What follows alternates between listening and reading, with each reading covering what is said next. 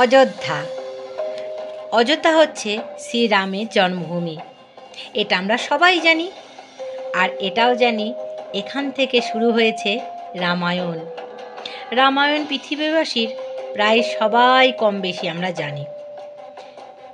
আচ্ছা, আমরা তো এটাও জানি যে রাবণের একটা ছোট বোন ছিল, শূর্পণখা।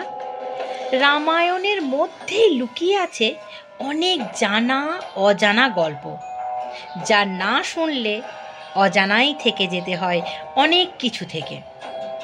ঋষি বিসর্গ এবং রাক্ষসী কৈকেয়ীর ছোট মেয়ে, রাবণের ছোট বোন, তার নাম কি আমরা সবাই জানি। তার নাম হচ্ছে শূর্পণখা। শূর্পণখা নামের মানে হচ্ছে অনেক বড় বড় তীক্ষ্ণ নখ, যা ছুরির মতো খোঁচা খোঁচা এবং বড় বড়। আমরা এটাও জানি যে শূর্পণখা রাম ও লক্ষ্মণকে দেখে তাদের রূপে মুগ্ধ হয়ে পড়ে, এবং এই আকর্ষণের মধ্যেই কি কোনো প্রতিশোধের আগুন জ্বলছিল শূর্পণখার মনে? আসুন তো জেনে নিই কেন কেন শূর্পণখা দাদার সঙ্গে বদলা নিতে চাইছিল। হ্যাঁ, দাদার সাথে, মানে রাবণের সাথে বদলা নিতে চাইছিল। কিন্তু কেন? তাতে তার লাভ কি? সে তার দাদার বিরুদ্ধে কেন চলে গেল? শূর্পণখা যখন বড় হলো, তখন দানব দুষ্টু বুদ্ধির প্রেমে পড়ে গেল। দুষ্টু বুদ্ধি কালকে দানবদের রাজা ছিল, এবং শূর্পণখা ও দুষ্টু বুদ্ধি লুকিয়ে পালিয়ে গিয়ে বিয়ে করে নিল। এবং এই কথা যখন রাবণ জানতে পারল, রাবণ একেবারে তেলে বেগুনে জ্বলে উঠল, রেগে লাল হয়ে গেল। কারণ দানব এবং অসুরের মধ্যে ছিল বহু যুগের শত্রুতা।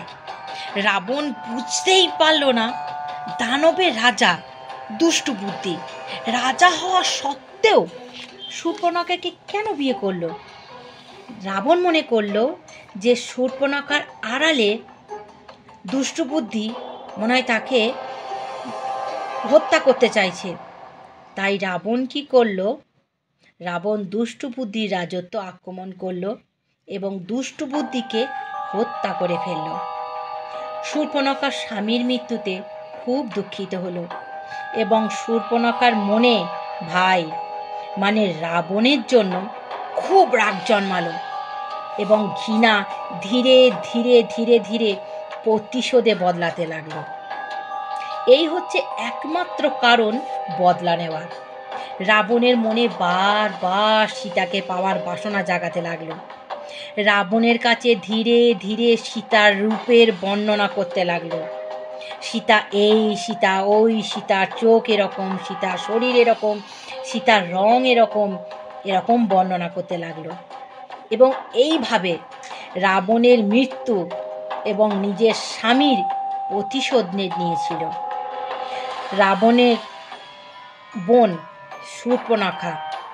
রামায়ণের যে গল্পটা সীতাহরণের, সেটা অনেক আগেই শেষ হয়ে যেত।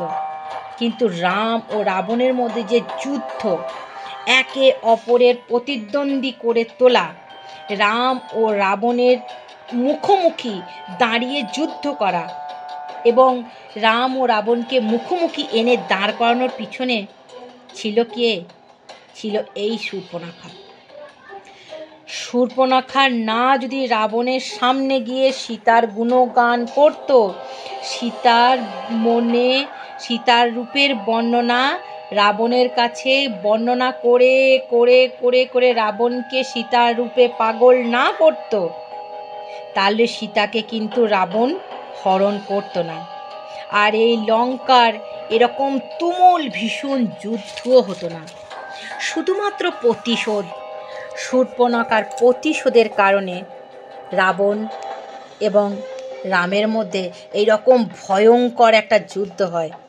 তাতে রাবণ সহ লঙ্কার অনেক ক্ষতি হয়েছিল এই প্রতিশোধের কারণে।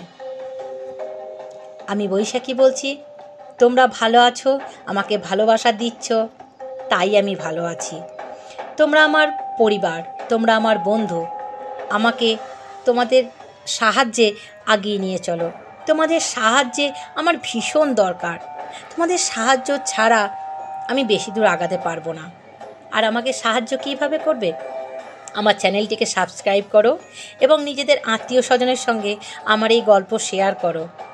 কমেন্ট করো কেমন লাগলো আমার এই গল্প। ভালো থেকো, সুস্থ থেকো, সাবধানে থাকো। নমস্কার।